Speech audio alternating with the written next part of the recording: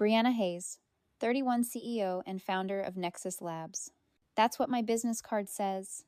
But to my parents, I'm just the daughter who threw away the family's literary legacy.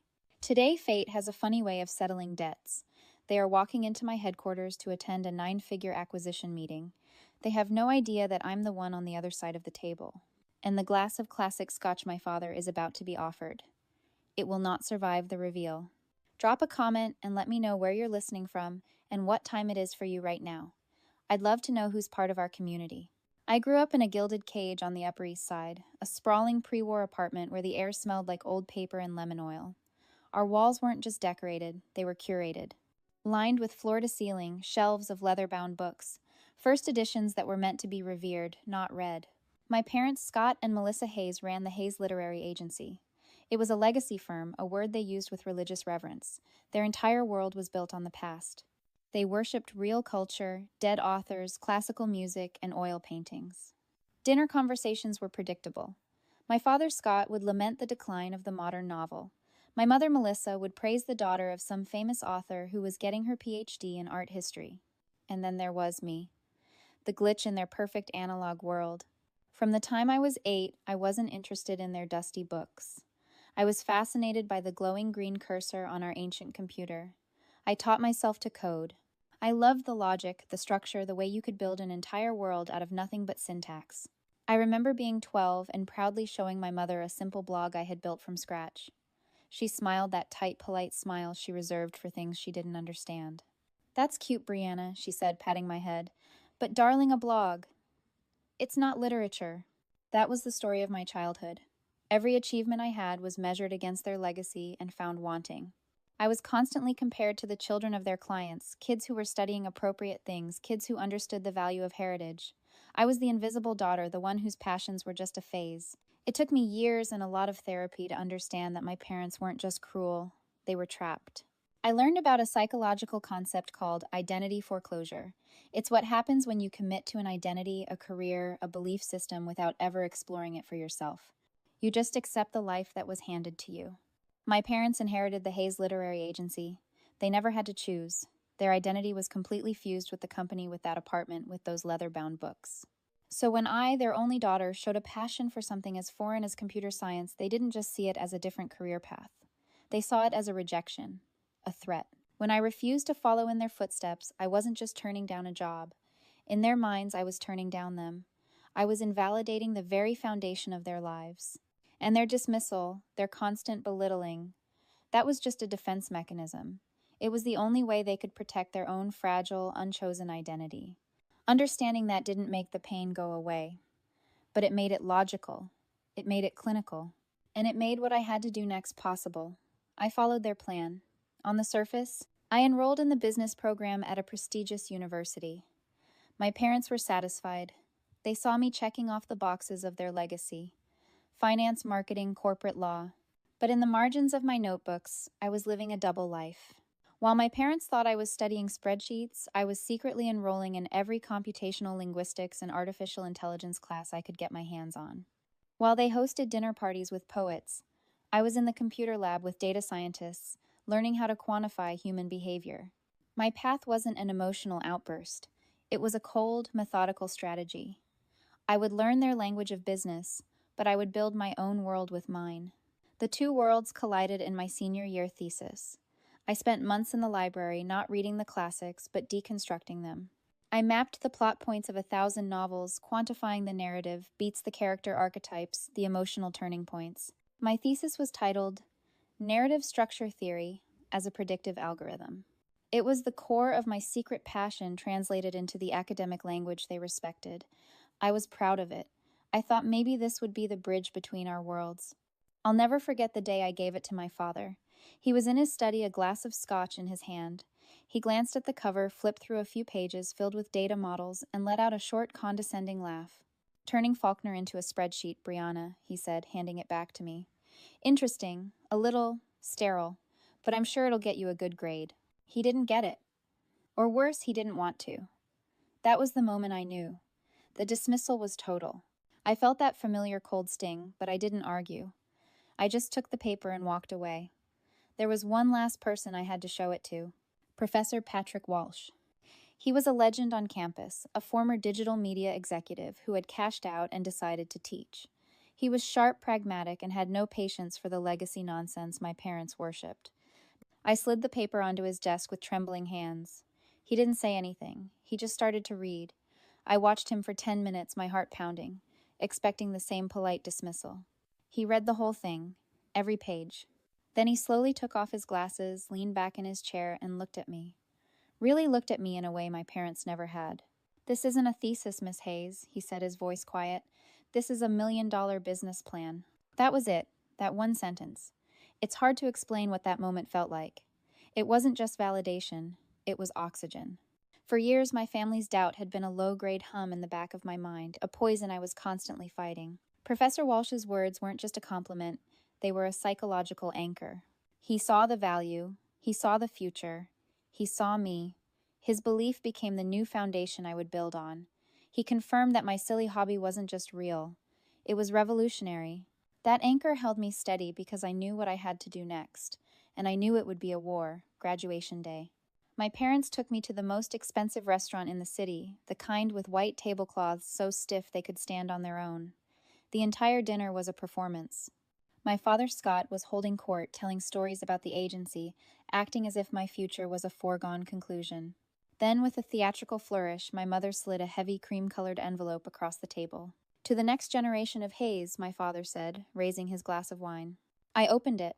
Inside was a contract. A junior partner offer at the Hayes Literary Agency. The salary was generous, the path was clear, the legacy was intact. It was everything they had ever wanted for me. On the same day, I had another offer in my email inbox. An entry-level position at a tiny, unknown tech startup. The pay was $40,000 a year, less than a quarter of what my parents were offering. I looked at the contract, at their smiling, expectant faces. This was it, the precipice. "I can't accept this," I said, my voice barely a whisper, but it cut through the restaurant's quiet hum. My father's smile froze. "What did you say?" "I've accepted another position," I said, stronger this time. "At a tech company. I start in 2 weeks." The explosion was immediate. It wasn't loud, it was cold. My mother's face went pale. My father's eyes narrowed. "You are ungrateful," he hissed, his voice low and sharp. "After everything we've invested in you, you're throwing away a legacy for what? A game." My mother just shook her head, that familiar look of profound disappointment. "When you get tired of playing with your algorithms, Brianna, our door will be open. But this offer," she tapped the thick envelope, "will be long gone.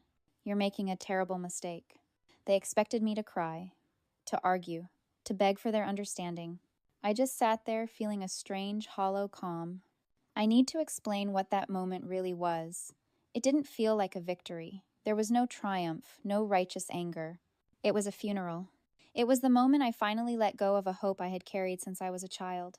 The hope that one day I would finally do something that would make them see me, make them proud. I realized I had spent my entire life trying to earn the approval of 2 people who were incapable of giving it. And in that restaurant, I understood. To finally say yes to myself, to that flicker of a future that I wanted, I had to say no to them. It was an amputation. It was the necessary, agonizing severing of a part of myself that had been desperate for their validation. I was grieving the loss of the parents I wished I had while sitting right across from the parents I actually had. I placed my napkin on the table. "I understand you feel that way," I said. "Thank you for dinner." I stood up and walked out of the restaurant, leaving them with the bill, the contract, and the empty chair that represented the daughter they thought they owned. I didn't look back. I couldn't. I was finally, terrifyingly on my own. The years that followed were a blur of caffeine and code. I moved into a tiny studio apartment in Hudson Yards, a glass box so small I could touch my desk from my bed. I lived on ramen and sheer, unadulterated spite. I worked 18-hour days. I took that $40,000 a year job at the startup and absorbed everything. I learned how data was structured, how deals were made, how to speak the language of Silicon Valley. I saved every penny. After 3 years, I had $80,000 in the bank. I quit my job. I founded Nexus Labs. The early days were brutal. I was a 30-year-old woman with a literary background trying to sell predictive AI to a room full of men. I was rejected by 40 different venture capitalists. 40. I'd walk in with my pitch, and they'd look at my thesis, the one Professor Walsh had called $1 million plan. They'd smile. "Narrative theory, that's cute." "What about the hard data?" They saw me. just like my parents did. A lightweight, a novelty. I almost went bankrupt. Twice. The first time I had to sell my car to make payroll. The second time, I was 3 days away from shutting it all down when I finally got a meeting with a mid-sized media company. They were desperate. Their engagement was in free fall. They gave me a trial run. I loaded my algorithm, the Nexus engine, with their data. 3 weeks later, my engine predicted 3 viral trends with 94% accuracy. Their company's stock jumped 12 points. After that, the dam broke. The same VCs who had laughed me out of their offices were now in a bidding war. Within 18 months, Nexus Labs had 50 employees in office with a view of the entire city and a valuation of $150 million. I hadn't spoken to my parents in almost 5 years, not since a cold, awkward Christmas call where my mother asked if I was still tinkering with that little website. Then 2 weeks ago, my head of strategy forwarded me a request for proposal, an RFP. It was from the Viridia Group, a global media conglomerate. Their CEO, Arthur Vance, was a legend, a ruthless, pragmatic billionaire. They were looking to acquire a narrative AI company to optimize their entire media empire. It was the deal that could change everything. I read through the document, my heart pounding. And then I saw it on page 3. The consulting firm managing the acquisition process on their behalf. The firm that had sent the RFP, Hayes Literary Agency. My VP looked at me confused. Hayes, like old school books. Isn't that weird? I just stared at the name. Fate has a vicious sense of humor. They were consultants on a deal to buy a company they didn't know I owned based on a thesis they had mocked. I didn't hesitate. I didn't feel anger or fear. I just felt clarity. It's not weird at all, I said, closing the laptop. Send them our standard deck, but clear my schedule for the pitch. Book the Nexus Engine conference room, the big one with the interactive wall. I stood up and walked to the door. Oh, and one more thing. Make sure our hospitality team has a bottle of 18-year-old single malt scotch at the bar. The good stuff. The day of the meeting. I was in the control room, one floor above the lobby, watching the security feed on a high-definition monitor. The glass lobby of Nexus Labs was designed to be sterile and impressive, all white marble and data visualizations streaming across the walls. I saw them arrive.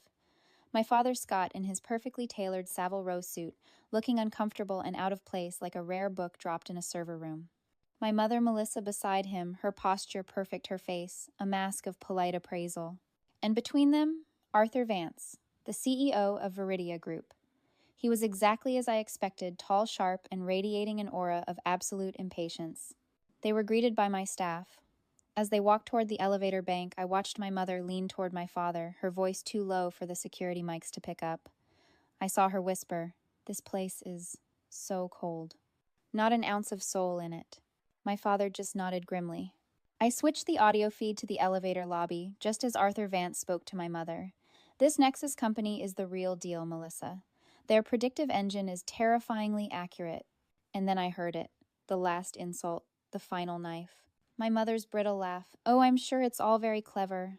Our daughter Brianna is in this tech world," she said, the distaste clear in her voice. Such a waste of a brilliant literary mind. She could have been exceptional. Such a waste. I felt a cold, perfect calm settle over me. I turned from the monitor, smoothed the front of my charcoal gray dress, and walked to the executive conference room. The doors to our main conference room, the Nexus Engine, are frosted glass that turn clear with a touch. I stood on my side, watching their blurred silhouettes approach. The doors slid open with a whisper. They stood there blinking at the 30-foot interactive data wall that dominated the room. Arthur Vance stepped in first, his eyes wide with approval. My father and mother followed, looking bewildered. I stepped forward from the side of the room. "Good morning, Mr. Vance," I said. My voice was even. "Welcome to Nexus Labs." Vance turned his hand outstretched. "Miss Hayes, a pleasure to finally—" He stopped. He was looking at my parents. My father's face was completely white, as if he'd seen a ghost. My mother, her hand was outstretched, reaching for the glass of 18-year-old scotch. An attendant was offering her. Her eyes met mine. Recognition, confusion, shock, horror. Her hand, which had spent a lifetime holding onto legacy, suddenly went slack. The heavy crystal tumbler slipped from her fingers. It didn't just drop. It hit the edge of our smart table and shattered, the sound echoing like a gunshot in the dead silent room. Dark, expensive scotch splashed across the white marble floor. Arthur Vance looked from the broken glass on the floor to my mother's horrified face to me and back to my father. He was a billionaire for a reason. He connected the dots in a nanosecond. Hayes, he said, a slow smile spreading across his face. Wait. Scott, Melissa, this is your daughter. My father opened his mouth, but only a dry choking sound came out. Vance ignored him, his attention, locking onto me with newfound respect. Founder and CEO, he said, reading the room. Impressive. He looked back at my parents. You must be incredibly proud. My mother's face was a mask of crimson. I smiled, stepping around the puddle of scotch. Mr. Vance, shall we begin? I believe you wanted to see how the engine works. For the next hour, they sat there. The paid consultants, the literary experts. They sat in silence on the sidelines of my conference room. Vance, a man of pure pragmatism, was in his element. He didn't care about legacy. He cared about results. He and I talked data strategy and market projections. Finally, he leaned back, his eyes gleaming. Your core algorithm is the key, Miss Hayes. The logic is unlike anything I've ever seen. Our tech guys couldn't figure it out. Where did it come from? This was it. I paused the data stream on the wall. I turned my chair slightly, just enough to look directly at my father. He was staring at the table, his hands clasped so tightly his knuckles were white. It's based on my college thesis, I said, my voice clear and clinical. The one on narrative structure theory, the one you called turning Faulkner into a spreadsheet. My father flinched as if I'd physically struck him. He looked up, and for the first time in my life, I saw the man behind the legacy. He looked small, defeated. My mother just closed her eyes. I turned back to Arthur Vance. Now, as for the acquisition price, I believe your team's initial offer of $150 million was a bit conservative. Let's look at the real numbers, shall we? Arthur Vance was a man of action. He stood up, shook my hand firmly, and completely ignored my parents. My team will be in touch with yours by end of day to finalize the offer. $150 million is a starting point, Miss Hayes. I expect we'll land somewhere north of that. He gave a sharp nod and was gone, leaving a vacuum of silence in the room. My parents remained seated, frozen in place. The shattered glass on the smart table was the only sound. My mother, Melissa, was the first to speak.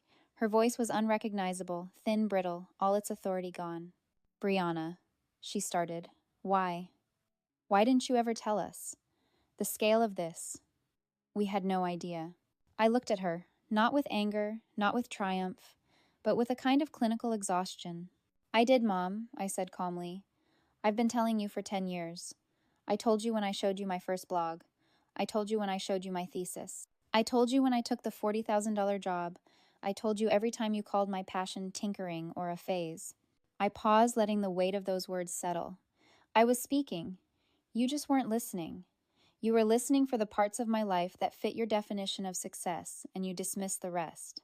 My father, Scott, finally found his voice. He stood up, straightening his tie, slipping back into the only role he knew, the dealmaker. Well, he cleared his throat. Now that we see the operation you've built, perhaps we can be of some help. I have several contacts in international media. I could make some calls, connect you. The offer was so transparent, so pathetically late that I almost laughed. For my entire life, I craved their connections, their approval. Now, after the battle was won, he was offering to sharpen my sword.